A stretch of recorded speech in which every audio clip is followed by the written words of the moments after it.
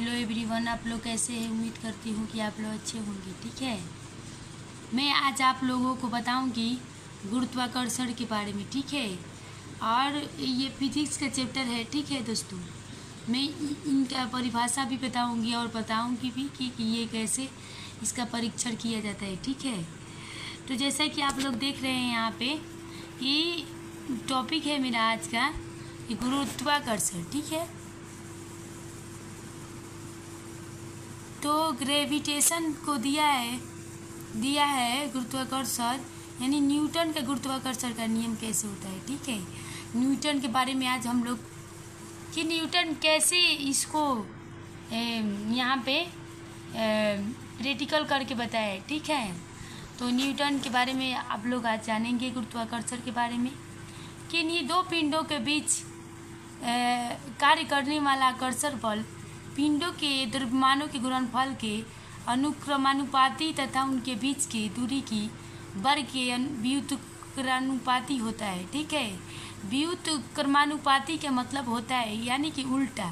ठीक है, मान लीजिए कि दो पिंड है। ठीक है, और वो उनके जो बीच के गुणनफल होता है उसके बीच की दूरी का क्या है, वर्ग के व्युत्क्रमानुपाती होता है। जैसे कि माना दो पिंड जिसके द्रव्यमान m1 एवं m2 है, एक दूसरे से r दूरी पर स्थित है। न्यूटन का कहना है दोस्तों कि देखिए यहाँ पे जानते हैं, न्यूटन के नियम के अनुसार उनके बीच लगने वाला आकर्षण बल F बराबर g, यानी कि g एक नियतांक है, g m1 इंटू m2 बटा r2 होता है। ठीक है, जहाँ g एक नियतांक है, जैसे कि मैंने पहले कहा, जिसे सार्वत्रिक गुरुत्वाकर्षण नियतांक कहते हैं और जिसका मान 6.67 गुणे 10⁻⁻11 न्यूटन प्रति मीटर स्क्वायर बटा किलोग्राम स्क्वायर होता है। ठीक है दोस्तों, तो इसको न्यूटन ने बहुत अच्छे तरीके से, जैसे कि आप सभी लोग जानते हैं कि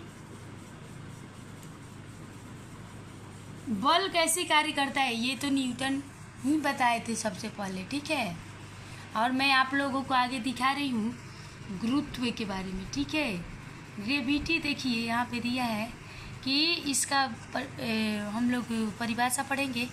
न्यूटन के गुरुत्वाकर्षण के अनुसार दो पिंडों के बीच एक आकर्षण बल कार्य करता है। ठीक है, यदि इनमें से एक पिंड पृथ्वी हो तो इस आकर्षण बल को गुरुत्व कहते हैं। ठीक है, अर्थात गुरुत्व वह आकर्षण बल है जिसमें पृथ्वी किसी वस्तु को अपने केंद्र की ओर खींचती है। ठीक है, इस बल के कारण जो त्वरण उत्पन्न होता है उसे गुरुत्व जनित त्वरण यानी कि जी कहते हैं। ठीक है, जिसका मान 9.8 मीटर प्रति सेकंड स्क्वायर होता है। ठीक है दोस्तों, इसमें दिया गया है कि गुरुत्व जनित त्वरण जी वस्तु के रूप में, ठीक है, आकार, द्रव्यमान आदि पर निर्भर नहीं करता है। ठीक है, जी के मान में परिवर्तन कैसे जी के मान में परिवर्तन किया जाता है, तो दोस्तों फिजिक्स का जो हम लोग न्यूमेरिकल बनाते हैं उसी में इसको ना अच्छे से हम लोग इसको कैच करेंगे कि आखिर में जी है क्या, ही जी का कैसे मतलब उपयोग करेंगे, कहाँ कैसे करना है, सब देख के करना पड़ता है दोस्तों। पृथ्वी की सतह से ऊपर या नीचे जाने पर जी का मान घटता है, तो ये हम लोगों को ये ध्यान में रखना चाहिए न्यूमेरिकल बनाते समय। जितना भी इसमें टॉपिक 5 दिया है बहुत इम्पोर्टेंट है, इसके वजह से फिजिक्स में न्यूमेरिकल्स के क्वेश्चन बनाने में थोड़ा प्रॉब्लम आती है, तो ऐसे नहीं होगा। ठीक है, 2 नंबर दिया है, जी का मान महत्तम पृथ्वी के ध्रुव पोल पर होता है। ठीक है, और 3 नंबर दिया है कि जी का मान न्यूनतम विषुवत रेखा पर होता है। ठीक है, 4 नंबर में दिया है पृथ्वी के घूर्णन गति बढ़ने पर जी का मान कम हो जाता है, तो ये भी दोस्तों ध्यान देने योग्य बात है। ठीक है, और 5 नंबर दिया है पृथ्वी के घूर्णन गति जी का मान बढ़ जाता है। तो जैसा कि ये सब आप लोग अभी देखा, आप लोग अभी देखे कि यहाँ पे कि पाइप दिया है, जी का मान कैसे यूज करना है, हम लोग को ये ध्यान में रखते हुए न्यूमेरिकल को ध्यान से पढ़ना चाहिए और देखना चाहिए कि आखिर ये क्वेश्चन कह क्या रहा है। जैसे क्वेश्चन कहेगा कि पृथ्वी घूर्णन गति बढ़ने पर जी का मान बताओ, तो आप लोगों को याद होना चाहिए कि ये कम हो जाता है, तो उसी तरह माइनस में इसको किया जाएगा, ठीक।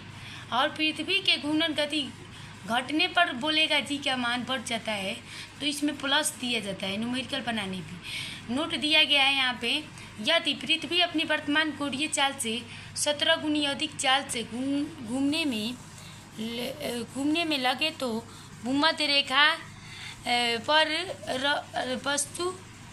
पर रखी वस्तु का भार शून्य हो जाएगा, ठीक है, हो जाता है दोस्तों, ठीक है। लिफ्ट में पिंड का भार कितना होता है, देखिए यहाँ पे।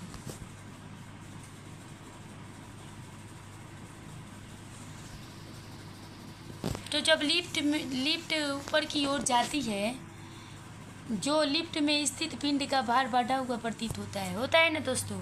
जैसे कि आप लोगों ने देखा है कई स्टेशनों पे लिफ्ट लगा रहता है, ठीक है।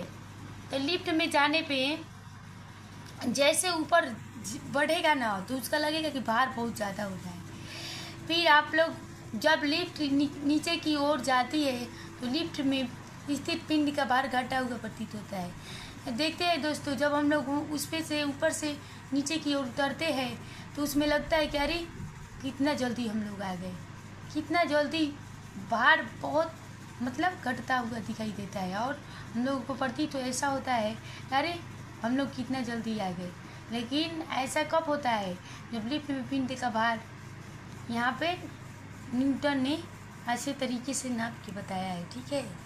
3 नंबर दिया है, जब लिफ्ट एक समान वेग से ऊपर का या नीचे गति करती है, तो लिफ्ट में स्थित पिंड के भार में कोई परिवर्तन नहीं होता है, प्रतीत होता है। ऊपर नीचे करेगी, हम लोग को समझ में नहीं आएगा कि कब भार बढ़ रहा है और कब घट रहा है। तो दोस्तों आज के लिए इतना ही। मैं आज आप लोगों को न्यूटन के बारे में बताई, और न्यूटन के गुरुत्वाकर्षण के नियम में। तो आप लोगों को वीडियो अच्छे लगे तो वीडियो को लाइक कीजिएगा, ठीक है।